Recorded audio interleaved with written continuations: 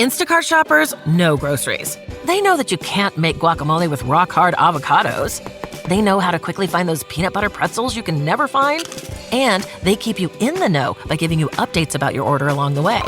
Let Instacart shoppers help take shopping off your plate so you can get time and energy back for what really matters. Visit instacart.com or download the app to get free delivery on your first 3 orders. Offer valid for a limited time. Minimum order $10. Additional terms apply. Instacart. Add life to cart.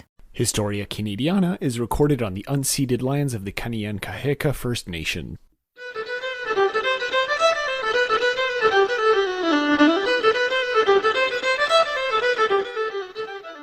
Hello, everyone, and welcome to another episode of Pop Canada, a rousing episode. And I am not the regular person who does the intro. You might be, is this really Pop Canada? Yes, it really is. Mac's just in Australia, and he's lazy today, so he just doesn't want to do the intro, and that's fine.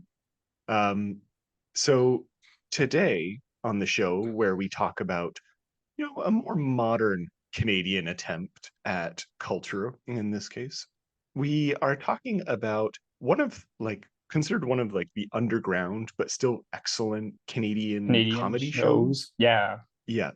Just Canadian shows in general. Yeah, I think it's one of those underappreciated but definitely should get more recognition shows. And it's called Letterkenny. And yeah, it's kind of like the great country hit show. And yeah, we're just going to be talking about how Mac's going to be telling. Yeah, exactly. If you live in Canada, you've probably seen Letterkenny, or you've seen clips or commercials. 100%. So yeah. Letterkenny, I'll just jump right into it. Yeah, sorry, I just want to take over because, again, if you listen to Historia Canadiana, I'm in Australia. The walls are thin where I live, so I don't want to disrupt people. It's fine. So I don't want to do my big rousing intro. Yeah, so Letterkenny is a Canadian sitcom created by Jared Keeso. It centers around a group of rural residents of the fictional town of Letterkenny, Ontario, which surprisingly it has Irish origins. Yeah, I was looking that up before the town of Letterkenny. Yeah. I was looking it up. I was like, is Letterkenny actually a place? No. In the context of the show, no, it is not a place, but it is a place in Ireland. It's, I think, the biggest city in County Kildare, I think. It doesn't matter. Is one of the biggest cities in the county. Basically, idea. This is only important because it basically means that in the history of the fictional town, there's a lot of Irish immigrants. Absolutely, yeah. Now, isn't that part of the origin of the show? Of that's one of the the family comes from Ireland or something like that. Oh, something like that, I'm sure. Yeah. So every episode of Letterkenny opens with this. There's an opening text, right? There are 5,000 people in Letterkenny. These are their problems. And that tells you what the show is. So it is. Yeah, pretty much. It's just like a day in a life, but because of the smallness of the town, it seems like this is a problem that deserves a whole show, right? Or something like that, which I think is very funny and perfectly encapsulates small town mentality. Yeah, especially small town Canada.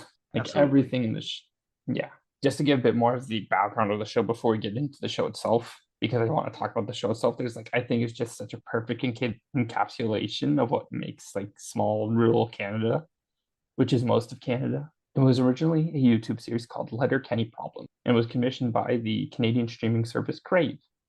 Do you have Crave, Patrick? Through someone else, yes. Oh, so same. I get mine through my parents. Right. It has 11 seasons of content, and it's been releasing a season biannually since 2016, while also airing a bunch of specials for holidays. Which is, I gotta say, that's incredible. Especially in an era where people pay more attention to, putting out, I guess, quality content, but at a longer rate, right? It used to be that you would see these seasons once a year or even once and a half a year, I guess. But yeah, it's just, you never see that anymore. It's a season every year or two even sometimes. So yeah, well, it's also, I think it's important to note it's doing so well while still being non-serialized, while still having a look it's one season is only 6 episodes. Yeah, okay. I was just gonna say it's not. It still kind of kept that YouTube format in a sense of just being relatively short, but still not that much that it can So- be considered a TV. Counting all the specials, there is 74 episodes of Letterkenny. Yeah, which you wouldn't expect with 11 seasons. You'd expect something more like 150. Yeah, double that, but it is what it is. Yeah, do you think that's to its benefit in this case? Oh, 100%. It's telling the stories that it wants to tell. Nothing more, nothing less. Yeah. And you Yeah, know I what? agree. I can't be angry about it, you know? Absolutely. And I think, yeah, because you see that in so many shows, even some of the shows that I prefer that are as long as this, you always see some dips in the season where you're like, okay, they clearly had to fill out their 15 episode quota or whatever. And this Yeah. one was just the first idea they came with to Boom. just kind of fill that out. Right. And it makes it less interesting. Whereas if you have 6 episodes, but each of them is a banger, yeah, I'll take that, right? Bang. Well, it's also, I think it's to the show's benefit that it does the biannually, because most shows already have biannually release schedules of their 22 episode seasons, right? It's just Right. that it gets split over a holiday break. Yeah, This that way, makes sense. though, it gets more time. It's still releasing like a season of content, but it takes that time in between to write more tighter scripts, better acting, more direction. Yeah. And yeah, I feel like, do If you you feel like it, sorry, do you feel like it could have kept doing that if it were on YouTube? No, I think like if you're on YouTube, you are much more involved in production. Having the backing of a streaming service or whatever else have you gives you just more support, security, foundation. Absolutely.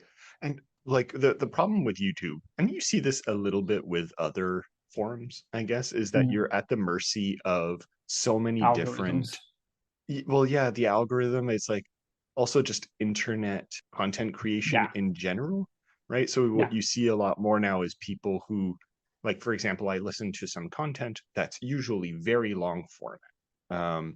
And Same. they're getting more I and just more watched a 7-hour video about Hey Arnold. the things you tell me sometimes, like, why would that even exist? But okay. Somebody went episode by episode.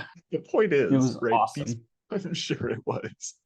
But the point that I'm laboring to make in this case is that, in YouTube, even place where you can allow for longer format content like this, um, you see more and more them starting to pander to the short format that places like TikTok or Instagram are very much promoting, right? That's part of their social media platform.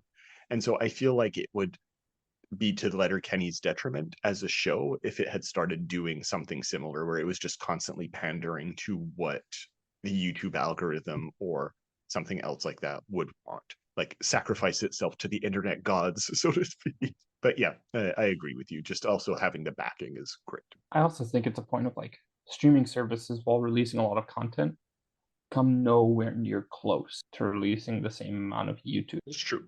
Like That's true. Letterkenny is But it's already better a small quality thing. It's like usually, a yeah. No, that's just it. And like Letterkenny is already small. Like it already gets a bit lost. It would get even more lost in noise. That's true.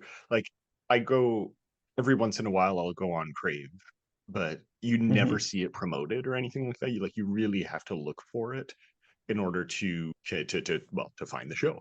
But Mhm. I don't. Do you know what the budget is for each season? Because like for a show that's relatively underground, you wouldn't keep going for 11 seasons, no matter how long they are. So I imagine like at some point it wouldn't be that expensive show. Honestly, I don't imagine it's a lot per episode. Yeah. Especially Like, that the actors aren't that well known outside of Canada. Like I would imagine that yeah. you can save on that. The sets would be the same. It's always in Letterkenny. So at some point you just And like that's just filming in cost. filming in the small town is probably not that expensive. No, exactly. Yeah. So especially in Sudbury. And To again, Sudbury, they're it's not not that filming bad. for very long. You could probably, if you have it planned out, so 20 minutes an episode, 6 episodes, you could probably smash out a season in a month or something like that. Like how long does it take to produce an episode once you're actually set up and have I guess it depends how Right. many takes you. But yeah, like I was just looking it up. Like the guy who makes the show, Jared Kiso, he's worth a couple million, but that's because he's like executive producer, creator. The other actors are in the hundreds of thousands in net worth. Makes sense. Like, Sorry, I was muted. Yeah. But yeah, No, it's yeah. fine. So Shall we talk a little bit about the show itself? Yes, let's dive into the meat of this. So, All right. filmed in Sudbury, Canada. This film is very specifically Ontario, but I really think you can extrapolate a lot of the things in the show to the rest of Canada. Well, yeah. Having spent a fair amount of time in rural Quebec, you also see very similar Yeah. jokes and stereotypes coming up. It's not that different. And probably you'd find similar things in small town America as Oh yeah. So in the town of Letterkenny, we have a couple of main groups that make up the cast. We've got the farmers who are called the Hicks, Naturally. the local hockey players, the closeted Christian minister, the members of the First Nation Reserve called the natives, the gym goers, the local Mennonites, the Quebecois, and the drug addicts called the Skids. Yeah. And all of these are like recurring characters, so to Yeah, speak. yeah, But they're all like recurring, even main cast, a lot of them.